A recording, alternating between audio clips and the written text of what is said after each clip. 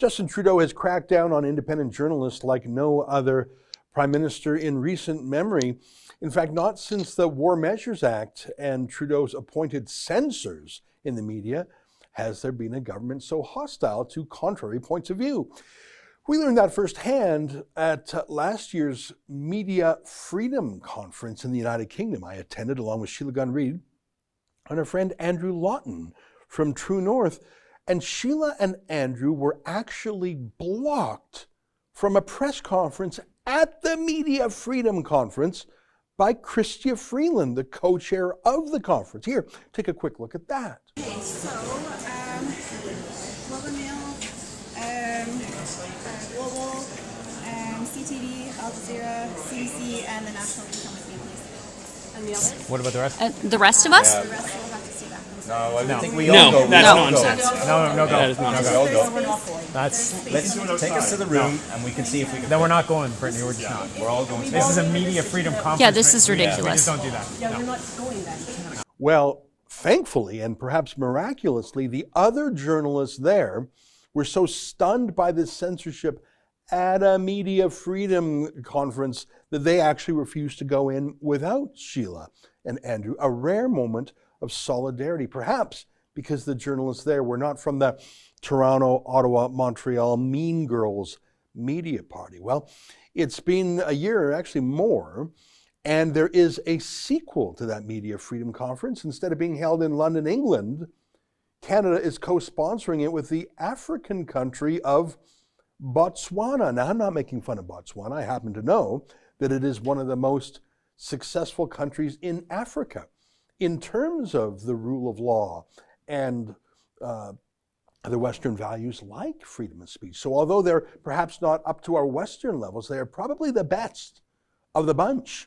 The question is Chrystia Freeland up to Botswanan standards of freedom? Well, this year the conference is not being held in person because of the coronavirus, so instead journalists around the world are participating via Zoom.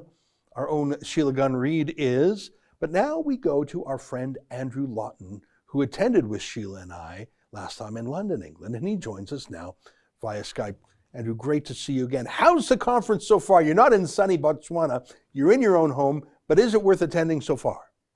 Yeah, last year it was in London, England. This year I'm celebrating it in London, Ontario. So not quite the same backdrop for the conference, but nonetheless, it's amazing how in the last year and 4 months or so little has changed. I think the big takeaway that I experienced, and I know from talking to you and Sheila, you had the same experience last year, was that it really seemed to be about window dressing, not about an actual tangible effect on free speech. And so far, that's the exact experience. I mean, just take a look at the very first session this morning. Now, this was going to be, and I still think is the most important session of the conference. It was where the representatives of the various countries were getting together to talk about what they see as the key issues for media freedom and how they're going to address them moving forward. And it was closed to the media. The very first session of the Media Freedom Conference, in which politicians talk about what they're going to do for media freedom. And I still don't know what happened behind those doors, with the exception of a press release from the foreign ministry, from Francois Philippe Champagne's office. So a lot of the same problems that we had last year, which was, Western governments like Canada and the UK wanting to focus only on the issues taking place in the third world and not their own violations of press freedom on home soil.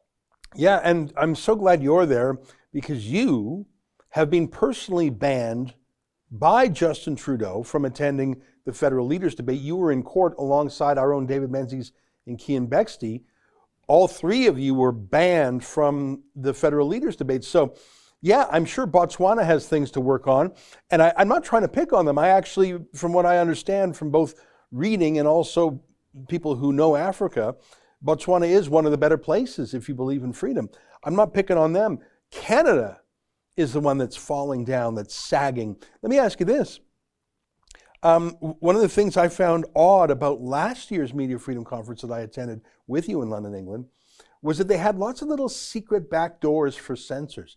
Like I accidentally bumped into the foreign minister of Pakistan, who is one of the most censorious bullies around. And he bullies Twitter to censor people in the West. And he cracks down on dissidents in Pakistan itself. I literally bumped into him by accident. Let me just show people I try to tear a strip off him. This is me from last year. Take a look. I see there are not. There is one. Yes. Very quick one. Thanks. Actually, I'm not going to be directed by you. I'm going to ask a question to the Pakistani gentleman. No, you're not. Yes, I am. Because it's a Media Freedom Conference, and you're not going to shut down questions about a censor. You censored me, sir. I have a Twitter account in Canada, and because I wrote something that traduced some Pakistani blasphemy law, you complained to Twitter, which took down my tweet in Canada. So can you explain why your Islamic supremacy in Pakistan is silencing my personal and journalistic freedom in Canada? And I know it happens in the United States too. And frankly, you sure should be embarrassed to invite a censor like this. But back to the thug. Who the hell are you to censor me in Canada? Answer. Now, I don't like. I know you don't, because you don't like free speech. I don't like. You don't like free speech. Okay. Would you like to answer that very quickly? I just respond to you, sir. First of all, you want your sentiments to be respected. Just look at the tone and the talent you've adopted. Is that the correct way? You have a right to ask questions. Well, then why did you censor me? Did I censor you? You shut down my Twitter I tweet. did not. Don't lie. How am I responsible for that? Because the government of Pakistan did. The government of Pakistan. I was respectful to you. No, you were not. You censored me. I did not censor you. Don't lie. All right. Why would I lie? Because that's what you do. No, we don't. I'm sorry. I'm sorry. Shame on you and shame on you. You have Shame on you and shame on you for inviting him. Shame on you. You censorious thug. You censorious thug. All right, Andrew, I just wanted to show you that because I had fun mouthing off to the... Reliving the glory That's days. right. You know what? If I was a Pakistani citizen, that would have been the last you ever seen of me. I guess it's hard to detect if there's interlopers like that because literally the Pakistani foreign minister was on no official program. It wasn't on the door. I went into a room just to sit down by myself, and it was like a secret session. I guess there's no way to find out about those secret sessions if you can only see what they show you on Zoom, right? You can't actually go around the corridors and accidentally discover a secret censor.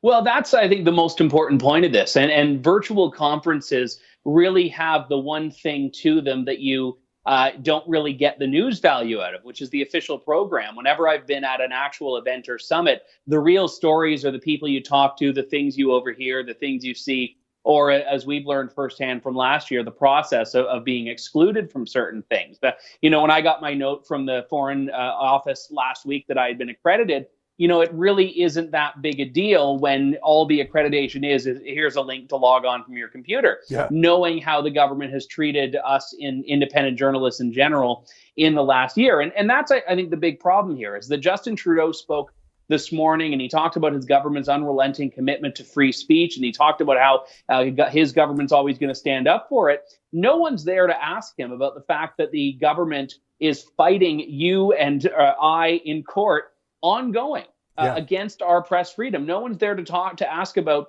the investigation into your book on the election, the Lavranos. No one's there to ask about the time that I was literally detained at roadside by police while trying to cover a Justin Trudeau campaign event because they wouldn't let me on the media bus, even though I was prepared to pay whatever mainstream media reporters went. And again, I want to stress, these are not on moral equivalence to people who are risking their lives in some parts of the world. And I'm not saying it is, but I am saying that it's very convenient when the Canadian government is trying to get you to look at all of these things overseas without really any introspection as to its own lack of commitment to press freedom.